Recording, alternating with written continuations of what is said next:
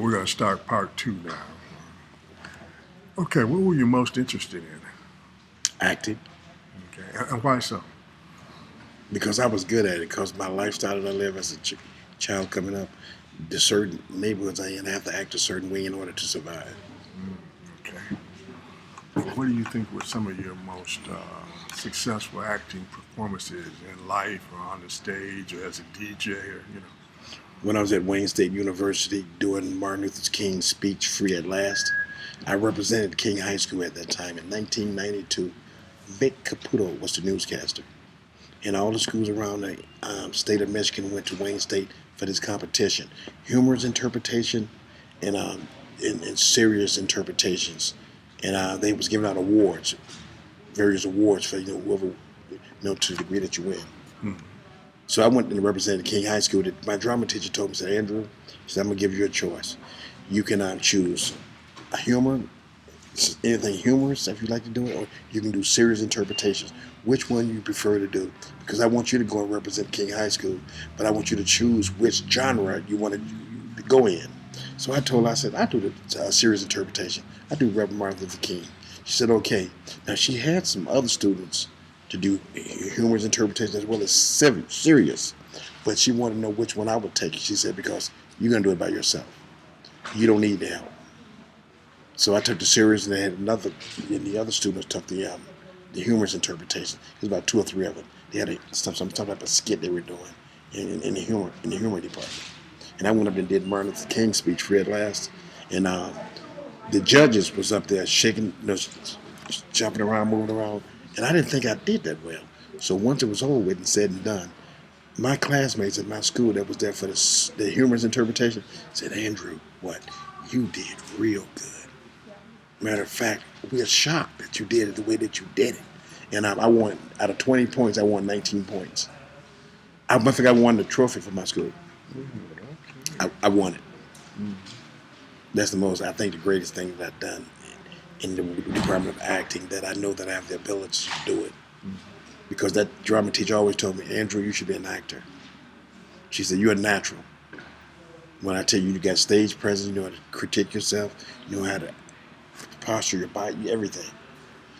And all my classmates, the ones that was like good in school, the ones that got all straight A's, 4.0 average students, they used to be around me all the time in the drama class saying, Andrew, tell me this, show me how to do this. Could you advise me how this speech is, how this play is, how do I look? I had to critique them because they always wonder, how do you always get A's? And say, you come into class late and you still get A's. I said, because I'm good at what I do. And the teacher tells me that I'm good at what I do. And it's unnatural to me. And that's how it came out. Gotcha. What are your political beliefs? In what department? I think as far as, social progress, in relationship to political parties of any stripe, like the Republicans or Democrats, or any unions you might be involved in, like the UAW or whatnot, that type of thing. Well, to try to sum this up in a nutshell, when I was working at Deaconess Hospital when I was 17 years old, I went to school at King High School. I used to run across the street and go to work. I lied and told the manager of the housekeeping department that I was 18. I'm about to graduate in another couple of months. And when he told me, well, I'd like to start the job today or tomorrow. Because they threw me out of ROTC because I was out of uniform. I had on green dress pants, and the top part was the ROTC uniform. So the commander said, Jackson, I'm going to give you $5 to get lost. He said, because you're out of uniform.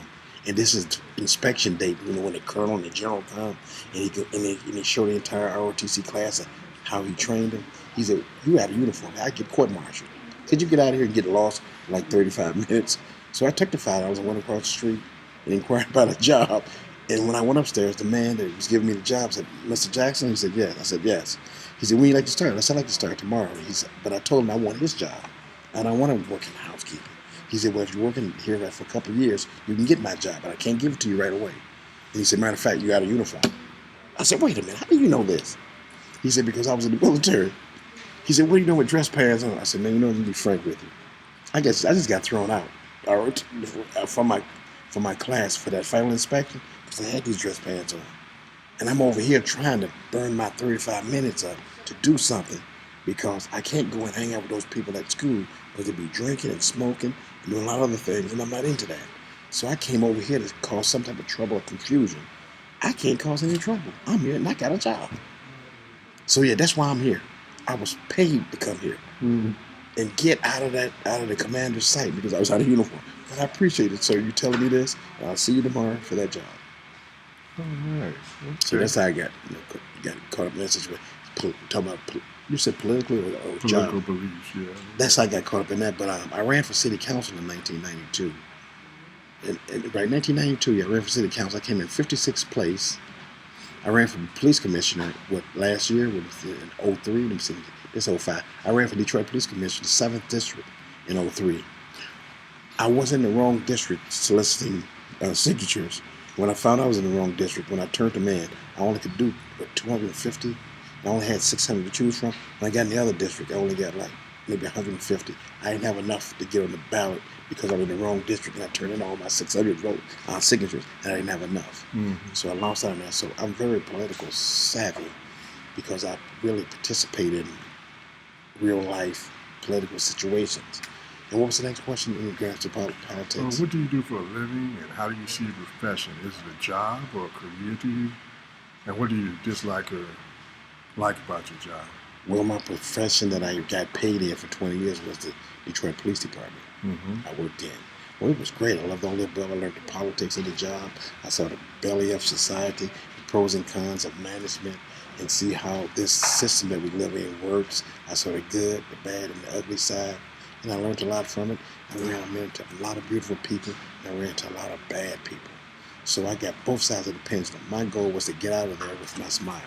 If I get away from the job, and I get a bullet holes, shot and killed with a smile, I made it out of this career.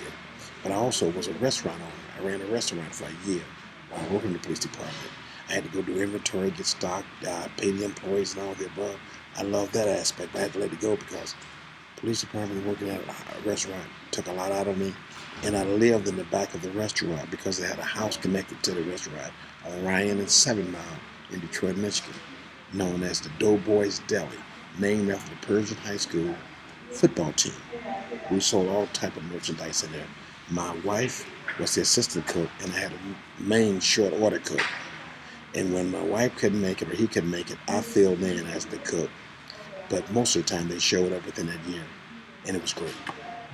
And what's the other aspect? I also had a towing business. I had 4 tow trucks, which I wasn't supposed to have from working in the police department. It was a conflict of interest of the job.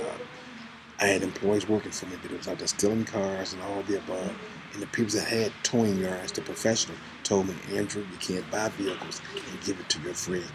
You got to get them to do something they would not have been able to do by them having that truck. They're going to commit some crimes out there. You're going to get caught up in. There's a lot of lawsuits, a lot of liabilities. So that's why I got myself incorporated. I got my Zoom name and all the above. And I try to cover myself. But if I find out that they're doing drugs or buying dope while in my car, or selling cars or pulling cars out of the garage, I used to fire them. Go right to the truck, get my truck, tell them it's over, park my truck in the backyard, and I'll find someone else. So that was a great aspect. But I had to let that go because I was doing too much. And then my job started pestering me by Jackson. You can't be having all those tow trucks. You're a police officer. You're going to get in trouble. But I had a problem with this, the political side, because the inspectors and the commanders was doing the same thing I was doing. I meet them in the yards when I be bringing truck and cars in. And I ask them, what are you doing here? And they look at me, what are you doing here? They part owner of some of these yards. Or in cahoots with the owners, because in the towing business, you deal with insurance companies, you deal with cars. That's a multi-billion-dollar organization.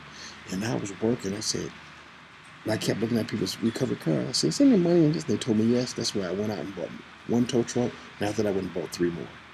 I said, I'm going to make me some more money. And I made money on top of money on top of money. And that's when I started buying houses. I had a total of, 9 houses? My house was nice. My friends had 15, 20 houses, apartment buildings and all that. I didn't have many houses as they did, or apartment building, but my house was nice, the type that I would live in, because everything was practically new. Yeah, and I sold about 3 of my houses. A couple of them got burnt up, but I did well. The last 3 years of me being in the real estate business was bad. The people that did me bad was the first thing they said to me was, "Praise the Lord." Those are the ones that screwed me. Tenants. The Mm-hmm. ones that go around and say, "Praise the Lord," and this and that. They was the hardest tenants to deal with. They wouldn't pay their rent. Had problems with them. The relationship with their men, bringing them into my house, and there was no rental agreement, and they still in my garbage can, just taking stuff, not paying the rent. Had a lot of evictions, but it was the last 3 years of my career in the landlord tenant business. But it was great. About the 12, 13 years when I was in it, except those last three. Mm-hmm. Okay. Have you traveled? And if so, where have you gone? And how did you enjoy it? And, I traveled to California. I've been to Florida a few times, but that was on vacation, like taking the kids to see the point and all that. But before then, I traveled to Cleveland, where I used to live at, Akron, and I visit all my relatives because every year I got all these cars that I have. I just go give them a visit. I give my cousin a car, he drives up there. I drive the new car, and I meet him there, which he was like my teacher. He was teaching me how to do things in life that I couldn't do. Like, he was real good at pulling women. He was real good. Hanging with him, I'd be getting in situations that I don't know how I got into, but I traveled to Ohio, Cleveland a lot. I went to California, Anaheim, California 2 times. I had to go for a wedding 1 time, and I couldn't. And I was there for a week, but I was in a wedding rehearsal, and I couldn't even get out and venture out like to Las Vegas and places like that because I was part of this group. A friend of mine's friend was getting married, so he invited me to come with him to go to Anaheim, California, so his friend can get married. They worked for UPS. So I enjoyed that and all the above. But I never traveled overseas. But my friends, they traveled to Egypt, Ethiopia. What other weird, strange places they went to? And they asked me to come with them. And I said, man, I'm not going to no Egypt. At the Gaza Strip, that place where they got the Wailing Wall. They have visas, passports. I finally said I want to start doing it this year. I got my passport, and I'm about to get my visa right now as I speak because my friends that I hang out with, that's doctors, school teachers, and lawyers, they told me, Drew, there's more than just this city in Cleveland and California. There's another world out there that you need to travel to, and you got to get out there while you can because you'll learn a lot and you'll broaden your horizon. So they convinced me to start doing it because that's what they did. So traveling is a great thing. I love it, but I haven't done it to the level that I would like to do because of my social circle. They did it all the time. And they come tell me about the adventures and things they've been into and the books that I read and the what you call it, documentaries that I see. It's like being there. My friends have been in the military to me how Korea is, Korea and all those other places. And I loved it, but it's just that I never went other than Canada. Not even Mexico. I've been to Canada many times. It's just like going down the street because Canada's right next door to Detroit, Michigan. mm-hmm. So I've been to Canada many times. That's a joke. I like to travel abroad, but I haven't traveled as greatly as I wanted to abroad. But locally, I've been to a lot of states. Okay. Uh, what were the most impressive world events that you have experienced? World events. Could you break that down? Like, there was the Twin Towers, crumbling. And, Yeah, that's right. when the riots happened back in, you told me you came just after the riots. After the riots. And there were other things in Detroit that happened, so I kind of wanted, No, I got what you're going. I know in the South when Dr. Martin Luther King marched across at Edmund Pettus Bridge, and they made it across. I was there the first time when they tried to get across. They was fighting. They was fighting all down the roadway side of the roads. They was seeking dogs for people. They was shooting the water hoses all the above. We were on our bikes, so we turned around and went back home because we were 7, 8 years old. So my mother told us not to go down there. That was one event that I enjoyed. The second one, yeah, I can say that when they ran to the towers, the World Towers, I was at work on a police run when I heard it over. Where did I hear that from? Did someone, the person that stopped said they just ran to the World Tower. I said, what? They said, yeah. My wife just called me and said they just ran to the towers. So I gave them that information back, and I went to this pawn shop that was down the street from where I was at. Went in there because I know they had a lot of TVs, and I looked, and they already had ran to the second tower. They said we've been under attack by terrorists, and that's how I got the knowledge of that was happening. And I was confused, didn't know what to do. So I went into the station and see if they was aware, which I knew they was. When they got there, that was the big talk about they know we're being under attack. because of the war tolerance situation. I was part of the American thing, which you know, that the American experience, because like I said, it happened in California, but it affected the entire United States and also peoples of the world, Mm-hmm. the ones that don't care about it. Yeah. So that's how I experienced that. And there's quite a few other world events I probably experienced, but I can't think of. Let me think about it. No, I met people that I met people that knew Jesse Owens. Jesse Owens.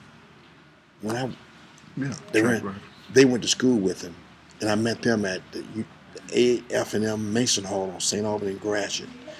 One of the guys worked there at WGPR, Rapper Dapper. He went to school with Jesse Owens, and he was telling me about his personality, how he was, and all the above. That's a world event that happened when they was having a war over there in Germany. But it's just the idea that I know this person that knew Jesse Owens, Mm-hmm. so I enjoyed that moment. Gotcha. And I think that was a great world event there. Mm-hmm. Now, what are your manners like? How would you consider the way you conduct yourself? Do you see yourself as, having a street type of posture, or more like a gentleman's type of decorum to the way that you talk and treat others, and that type of thing? We won't have a gentleman's decor, but with white, black, Mexican, Chinese, German, whatever, because when I got the police job, I dealt with all walks of life because of my profession. But let me back that up into my regular life. I always wore suit and ties and things because I always was dressed up. Matter of fact, I have a shoe fetish. I wear expensive shoes. Shoes cost $2,500 to $1,000. And I had every shoe you can imagine. Designer shoes, leopard skin shoes, alligator shoes, Jack Daniel boot shoes. I had every shoe you can imagine. Throughout the years growing up, I had the money to get it. But when I talk to people, they always call me bruh. I guess it's because of my color. And when I do talk to them, they ask me, why do you talk like that? I said, what do you mean? They said, sometimes I use big words when, I say a college word, when it's just a neighborhood word to pay the bill. And I shouldn't do that, but it slips. Because I always studied the dictionary. I can speak big languages and things like that. And I try not to expose it to my community, my neighborhood, but it slips out sometimes. Matter of fact, I got into an altercation with a young lady that I used to work with in the police department because she said I talked too sophisticated. She was half white, and she had a problem with her marriage, which she told me later. And when she saw me, she thought I was acting white when I was really black, and she had a problem with black people acting white, even though she's half white, and she had a problem in her marriage. Matter of fact, I helped her out through some of the changes she was going through her marriage, and helping her out with her husband at the time. My partner married her. Mm-hmm. Matter of fact, yeah. And I found out later something was going on. But my personality was professional and professional. But by my darn skin, they always call me bro or what's up. But when I talk back to them, it's different. And they'll back up and look at me for a second. Mm-hmm. But I try to be rough and talk like I'm rough, but it doesn't work. Mm-hmm. They see through it. I got you. Okay. But I always been a professional, polite, and all that. But matter of fact, when I got in fights, I was polite.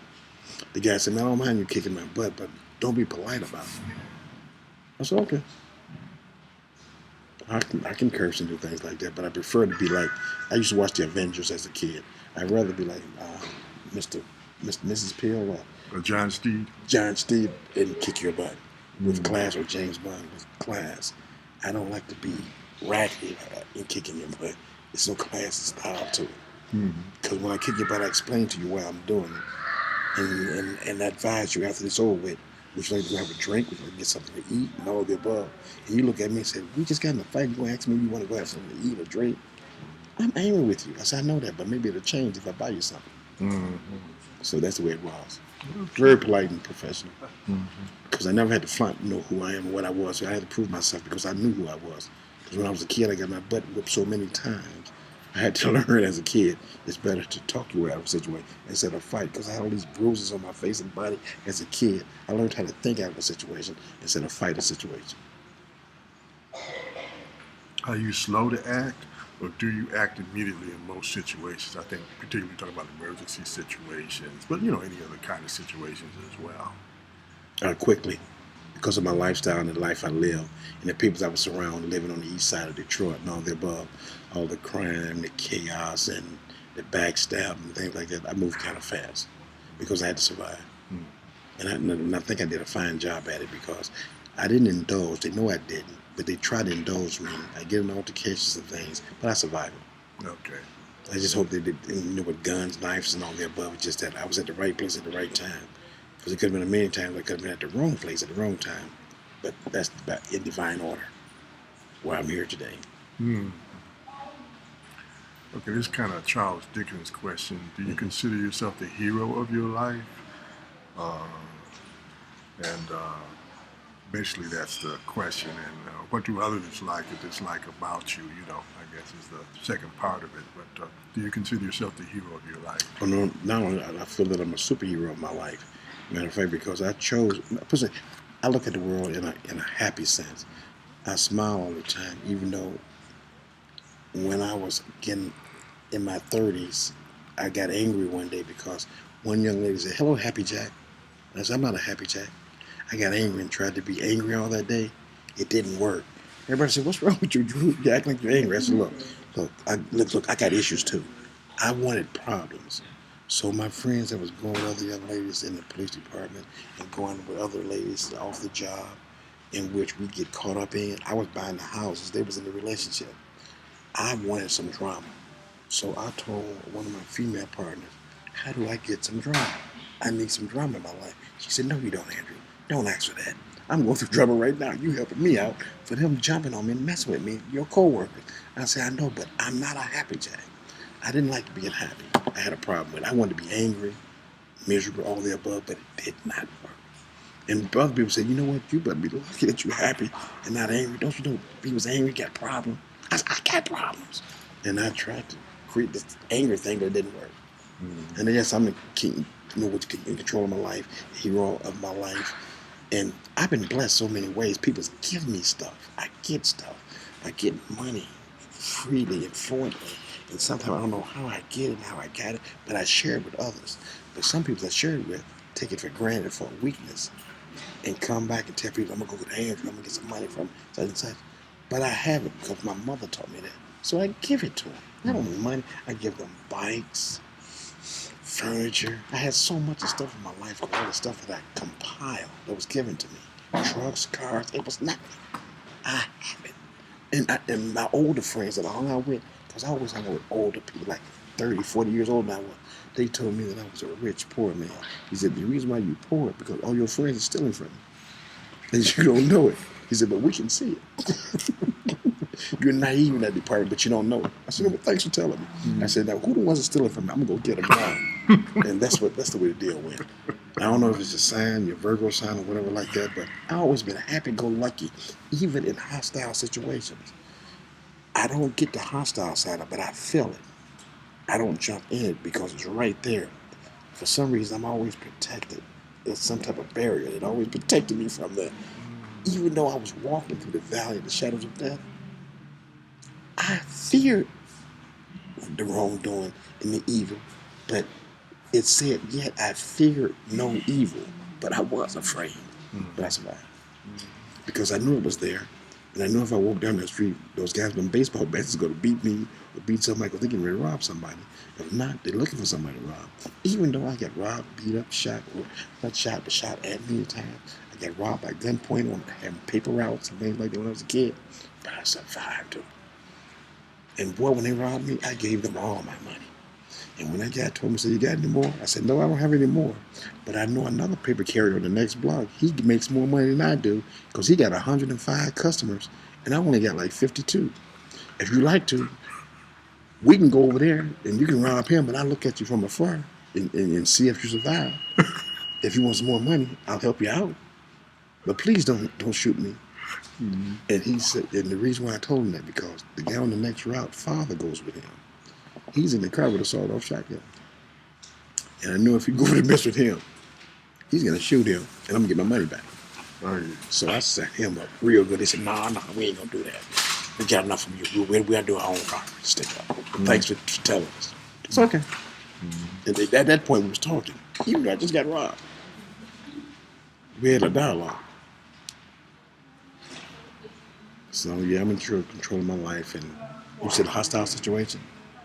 Just what do others like or dislike about you as far as, if you have like a heroic way of looking at life. Well, I always give and I always have answers and things.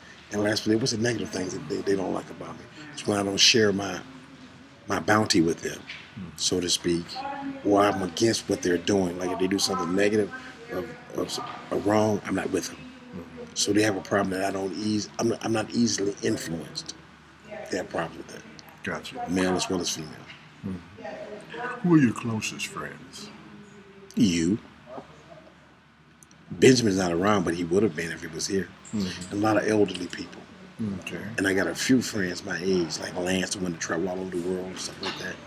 Lance and a couple of doctor friends of mine, and who else? And a couple of friends that got contractor. They're contractors for the city. They do a lot of work. Who's kind of construction contractor friends? I have them, but we don't see each other that much. But they are my social circle. And if I can count on my hand how many friends I have, I can put my hand on. I say about 8. That if I call, they'll be there, mentally, physically, or financially. Sickness, or happy or whatever. Yeah, because of what I do for them, in return what they do for me, and we say in words, let's help each other. So I will. When it comes to your love life, what is your type? That the person that frequently is attracted to you, or you're frequently attracted to them. Really, I'm attracted to dark complexion women. They are beautiful. When I was in high school, I loved these 2 dark complexion women. That was in my dance class. They told me, when I approached one of them, told me, I like you. Matter of fact, I like your hair, I like your eyes, your nose, everything. Then matter of fact, she had about two different colors in her hair. She said, Andrew, I'm gonna be frank with you. I said, what?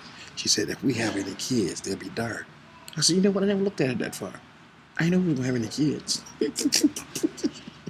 So I don't know if I look at the male aspect of physically, but light skin. 99% of my girlfriends was light complexion. Light complexion. Even the one I just broke up with now, light complexion.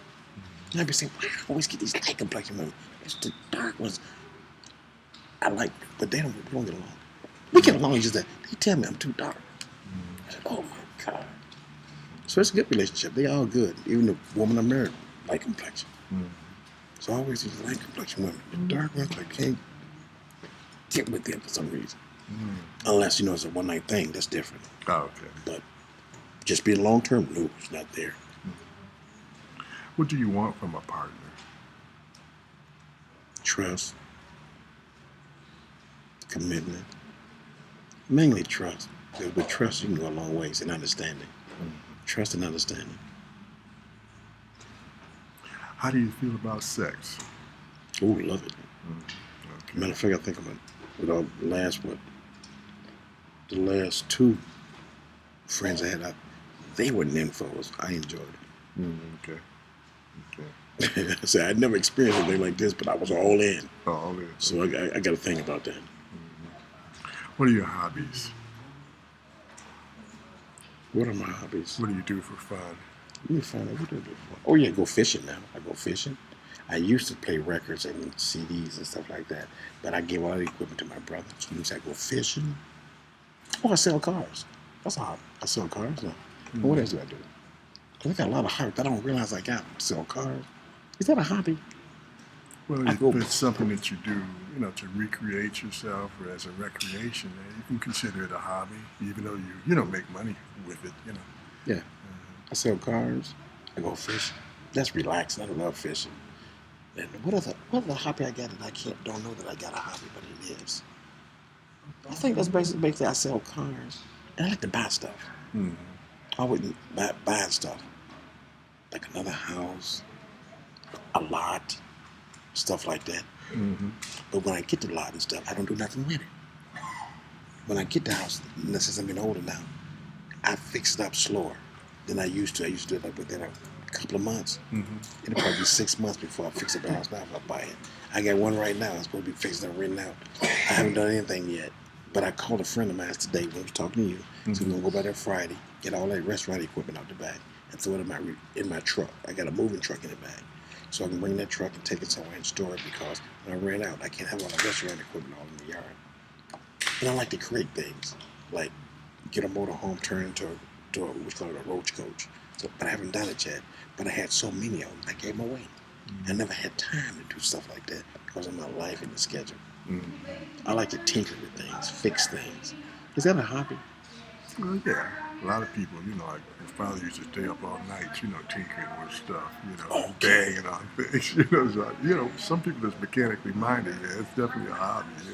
And stop being a pack rat because I have so much stuff. That's why I have to get rid of it or give it away. But I need to start selling stuff at the yard sales on the corner. Mm-hmm. That I didn't practice that much through my life. But I should have done that. But I didn't have the social circle around me, the people to do it because of all the other ventures I was in. And I just enjoyed it. It was great. It's a great experience. I got you. So, say with financially in my world or hobbies, they were great, but they was hobbies that made money. That's why I have a United States patent now. I always sit back and think of stuff. And I got one patent. I could have had about 3 more. And I stopped there and started doing other things. I need to focus on one thing or 2 things in life, but I'm all over the chart. That's what my mother told me. Focus on one thing and be good at it. I said, okay, moms. But I focus on about 20 or 30. Even my pastor told me. He said, you're very talented in a lot of departments. I mean, we don't know how you do some things that you do, but you got to focus on at least one. But you everywhere. I guess those are my hobbies. I know how to get things done and get money in my hand. Don't know how I got it. Those are my hobbies. Just doing a lot of stuff. Gotcha. Okay. What does your home look like? What are your tastes in clothes, furniture, hairstyles? Oh, clothes, suits, ties, expensive shoes. I don't know why. My stepfather, I think, 'cause when I was a kid, he told me, he said, I'm going to buy you 1 pair of shoes a year, but they're going to be some good shoes. He said, matter of fact, going to be Stacy Adams, Bentley Burks, or whatever you want. But let's go get those shoes. But you won't have to polish them. You won't have to get your pen. He gave me a pencil to draw the line around them. You shoot the whole kit. Me and my 3 brothers had to polish our shoes and take care of them at night. Put the dye around the heel and set them, in the corner to get ready to go to school the next day. Our gym shoes, we had to wash them with a brush and all that stuff. We had to be very particular about our shoes. Our stepfather got us to do that. Mm-hmm. So I love the dress. Matter of fact, I was among the best dressed kids in high school. I just love clothing. Mm-hmm. It's just that when I got older, I got out of it because I started working stuff. All them different professions. I couldn't dress the way I wanted to. But when I did dress, most people say I dress like GQ style fashion. And what does your home look like? In the house itself. Yeah. Mm-hmm. It looks good. I'm very organized. Mm-hmm. I put everything is in its place, and my ex-wife told me that there's something wrong with me because I like to always be clean and keep the house organized and neat. I said, no. But I don't like dances. Things got to be clean. Mm-hmm. And so, in a sense, when she was living with me, I cleaned up a little less. Thought she was clean up, but she didn't. So I had to start back cleaning up and keeping things organized. Because I'm not comfortable if things are nasty over here, but it's clean over here. I have to go clean that up. Because I was brought up that way. Take care of your room, clean up, be neat. Matter of fact, cook, do everything. She taught us everything that a woman could do. I want you to do it. Because someday in life, you may not have a wife or a significant other. Do things for you. I want you to be able to do it. So that's distilled me because I'm the oldest. Gotcha. Who is your mate at this particular time? How do you relate to them? And how and why did you make that particular choice, to have this particular partner in life? I met this person, let me say, the one that I got rid of last year, I met her at church. She told me she was God-fearing. So I brought her to my house for 2.5 years. And I found out that she had a relapse and went back on drugs. So I threw her out. The next one I met, I was with her for 8 months. I just got rid of her last month. Because she said, they always say, praise the Lord. I don't want no bull jive in my life and all this. All of the above. Meet them, find out. Their hands look like cups. They always want something. You follow me? I said, what do you want? Money? Want me to buy them another bed? What does it want me to buy? She didn't ask for money directly. She wanted me to buy her another bed. She wanted me to buy, I'm going to give her, buy my car, one of my used cars. But she ain't had no money. I said, you can't buy this car, you don't have any money. She said she needed another computer. So I sold her a computer for $300 and I paid about $1,200 for it. I just had it repaired. I said, but at home it gives me problems. So take this. She gave me $300, and she still wasn't happy. So I said, you know what? All that drama stuff that you don't want. When I met you online with that stuff, you are drama. And she drank. So I said, I gotta let this baby go. She drank, had and smoked, had a few bad habits that I did not like. So right now, I'm in limbo. I don't have a significant other right now, but I'm in the market of looking for another one. But I said to myself, I can't bring, in 4 years, I done brought 2 females in my daughter's lives that they seen and was a part and interacted with them. The third one I had in between the 2 that I've been with, they didn't see the third one. I didn't bring her around. But now the 4th one, since I had my divorce, and let me see, 2012 I had my divorce. I said the next one I'm gonna bring, she got to be a keeper. I'm gonna marry the next one, the 4th one, but I gotta make sure she's right before I bring her in front of the kids, because she's gonna be there for a while. Because I have a problem with bringing too many women in front of them, and they're 10 and 14 years old. It's gonna propose a problem. And my other friends told me, Andrew, you can't keep bringing all these women that you meet around your children. At least 6 months to a year. I'm guilty of that. So the next one I meet, it's gonna be at least 6 months. Our parking lot was cordoned off with pylons so that people would not park there, because we are in the middle of a job to get the parking lot repaved. If you have a vehicle, namely a big, large Ford van, Burgundy, a Mercedes SUV, That's you me. go to the parking lot and pull it onto the street or in the very back off of 6 Mile Road. But I just said, Okay, I and did. DT will have them towed. Was cordoned off at one time. End of part 2. Let's Make sure that this came out already.